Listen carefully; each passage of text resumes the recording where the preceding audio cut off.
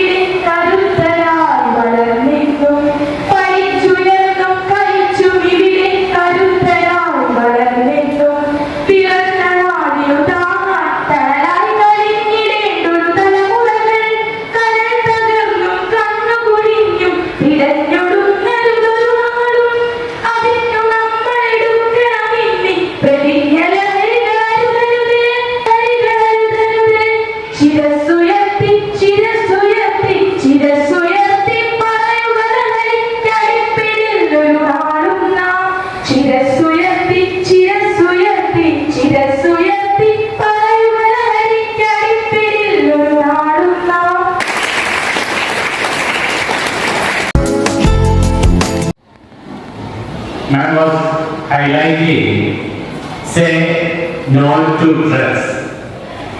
I just wanted to highlight in that same area.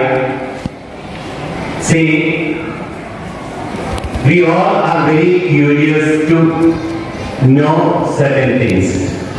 Out of our curiosity, when our friends invite us for some small parties, maybe like a big birthday or whatever it is, and then they offer you maybe some soft drinks like Coca-Cola or Sprite or something. Slowly, it will be in some people for the sake of playing some pranks, they will mix some alcohol into it and they will do it just for the sake of fun. But what happens is that after 1 or 2 times, if it happens like that, without the knowledge of the person, it's very hard. The word no, that definitely conveys the negative idea. No, N-O, the 2-lettered word, N-O. And this word no must be used as a weapon by all of you. Use it wherever needed, whenever needed. Use the word no. Say no to the strangers. Say no to all the unwanted things. Say no to all the prohibited things. Now I want to quote an instance from the lesson that I teach the 12th standard students. The lesson is entitled The Rat Trap. It's a very simple story.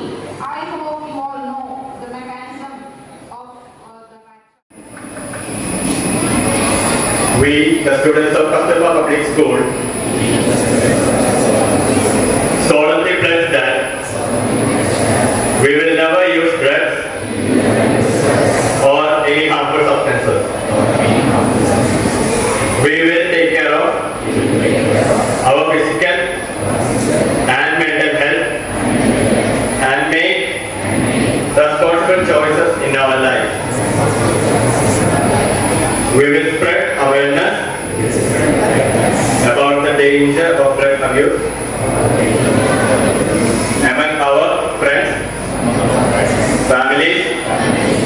community. We will support and encourage a drug-free environment in our school and society.